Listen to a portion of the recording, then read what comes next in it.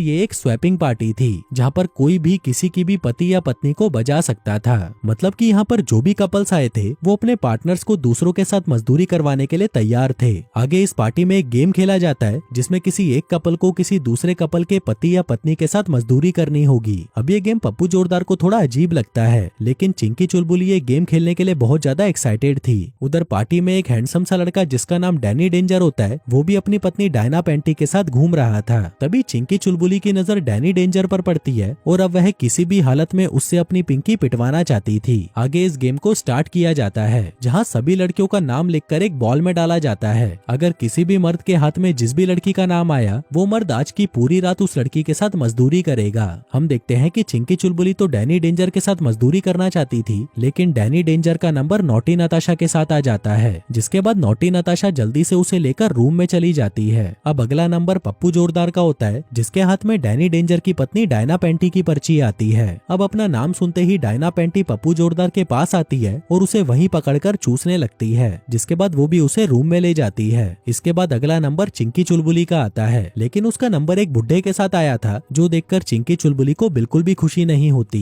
तभी वो बुढ़ा उसके पास आकर कहता है कि मैं दिखता तो बुढ़ा हूँ लेकिन मेरे अंदर घोड़े से भी ज्यादा ताकत है। अब चिंकी चुलबुली को आज रात इसी से ही काम चलाना था, इसलिए वो भी उसे अपने साथ एक रूम में ले जाती है। उधर दूसरी तरफ हम पप्पू जोरदार को देखते हैं जिसे ये सब करना बिल्कुल भी अच्छा नहीं लग रहा था, इसलिए वो डायना पेंटी को खुद से दूर कर देता है। उधर दूसरी तरफ वो बुढ़ा एक जानवर का कॉस्ट्यूम पहनकर चिंकी पर चढ़ने की कोशिश करता है, लेकिन चिंकी चुलबुली को ये बिल्कुल भी पसंद नहीं आता, जिसके बाद वो वहाँ से भाग जाती है और बाहर आकर रोने लगती है। पर तभी वो सोचती है कि पप्पू जोरदार तो डायना पेंटी के खेत में दबाकर मजदूरी कर रहा होगा, इसलिए वो भी उसके पति डैनी डेंजर के पास चली जाती है, जहाँ पर वो देखती है कि डैनी डेंजर तो नॉटी नताशा की पिंकी बजा रहा था। अब चिंकी चुलबुली भी उनके पास आकर बैठ जाती है और अपनी प्यारी सबकी दुलारी को सहलाने लगती है। वहीं ये सब डैनी डेंजर भी देख लेता है, जिसके बाद वो चिंकी चुलबुली के पास आता है और उसके साथ भी मजदूरी करना शुरू कर देता है। फिर अगली सुबह जब चिंकी चुलबुली पप्पू जोरदार को ढूंढ रही थी तभी उसे वहाँ पर डायना पेंटी मिलती है। वो उसे बताती है कि कल रात तो तुम्हारे हस्बैंड ने मेरे साथ कुछ किया ही नहीं, तुम तो बहुत लकी हो कि तुम्हें पप्पू जोरदार जैसा हस्बैंड मिला, जो कहकर वो वहाँ से चली जाती है। तभी वहाँ पर पप्पू जोरदार भी आ जाता है और वह चिंकी चुलबुली को अपने साथ घर लेकर चला जाता है। आगे घर आकर पप्पू जोरदार चिंकी चुलबुली की गुलाबी लेने की कोशिश करता है, लेकिन चिंकी चुलबुली जो पहले से ही डैनी डेंजर को अपनी प्यारी सबकी दुलारी दे चुकी थी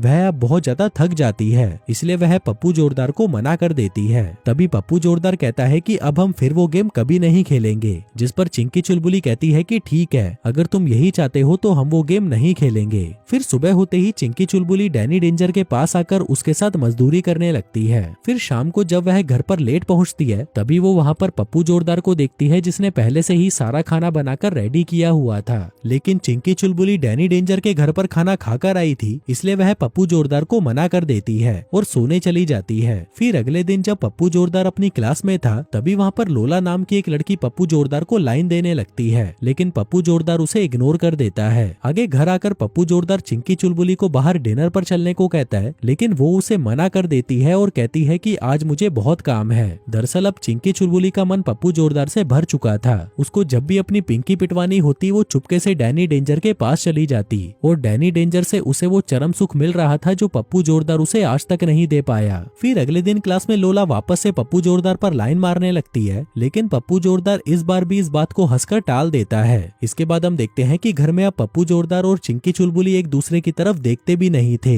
वो बस एक साथ रह रहे थे, लेकिन उन दोनों के बीच में प्यार बिल्कुल खत्म हो चुका था। फिर अगले दिन कॉलेज जाने से पहले पप्पू जोरदार चिंकी चुलबुली से कहकर जाता है कि आज मैं घर पर लेट आऊंगा, जो सुनकर चिंकी भी खुश हो जाती है और इस मौके का फायदा उठाकर सीधा डैनी के घर पर पहुंच जाती है। यहाँ पर डैनी गिटार बजा रहा था, तभी चिंकी उसे कहती है कि इस गिटार को छोड़ो और मुझे बजाओ, जिसके बाद वो दोनों वहीं पर ही मजदूरी करना शुरू कर देते हैं। लेकिन इसी दौरान वहाँ पर उसकी पत्नी डायना पेंटी एक काले राक्षस को लेकर आती है, जिसको देखकर चिंकी चुलबुली घबरा जाती है, लेकिन डैनी डेंजर को इससे कोई फर्क नहीं पड़ता क्योंकि उसकी पत्नी आए दिन ऐसे काले घोड़ों की सवारी करती रहती थी। फिर रात को जब पप्पू जोरदार काम से घर पर लेट आता है तो चिंकी चुलबुली उस पर शक करने लगती है। आगे उसके जाने के बाद वो चुपके से उसका फोन चेक करती है, जिसमें उसे पता चलता है कि कल पप्पू जोरदार किसी लोला नाम की लड़की से मिलने वाला है। फिर अगली सुबह जब पप्पू जोरदार अपने काम के लिए निकलता है तभी चिंकी चुलबुली भी उसका पीछा करते हुए उसके कॉलेज पहुंच जाती है। वहाँ पर वो पप्पू जोरदार को किसी दूसरी लड़की के साथ बातें करते हुए देखती है, जो देखकर उसे लगने लगता है कि पप्पू जोरदार का इस लड़की के साथ अफेयर चल रहा है। जो सब देखकर चिंकी चुलबुली गुस्से में डैनी डेंजर के घर पर आती है और फिर वो वहाँ पर डैनी डेंजर और उसकी पत्नी के साथ मजदूरी करने लगती है। फिर शाम को जब पप्पू जोरदार और चिंकी चुलबुली घर पर टीवी देख रहे थे, तभी चिंकी चुलबुली पप्पू से कहती है कि डैनी डेंजर ने आज रात को हमें उसकी पार्टी में बुलाया है। लेकिन डैनी डेंजर उसे मना कर देता है और कहता है कि मैंने तुमको पहले ही मना कर दिया था कि आज के बाद हम ऐसी घटिया पार्टी में कभी नहीं जाएंगे।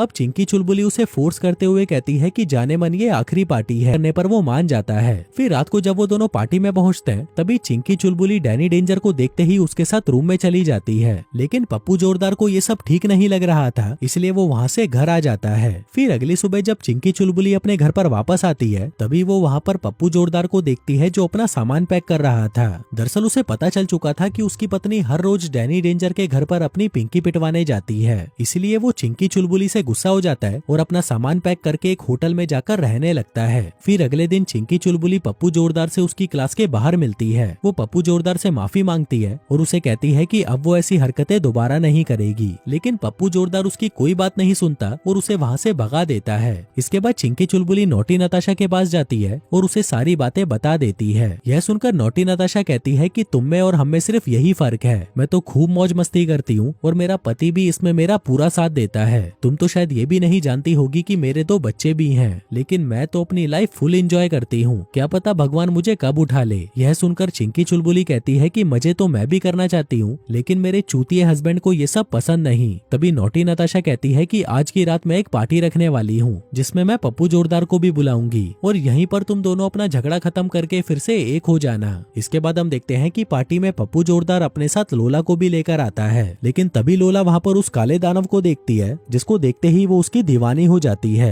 वहीं ये सब देखकर पप्पू जोरदार को उससे जलन होने लगती है और वो वहाँ से चला जाता है। तभी मौका देखकर चिंकी चुलबुली पप्पू जोरदार के पास आती है और उससे फिर से माफी मांगने लगती है। कहती है कि मैं बस तुमसे ही प्यार करती हूँ और तुम्हारे साथ ही अपने बच्चे पैदा करना चाहती हूँ। अब उसकी ये बातें सुनकर पप्पू जोरदार भी उसे माफ कर देता है, जिसके बाद वो दोनों खुशी खुशी वापस अपने घर चले जाते हैं।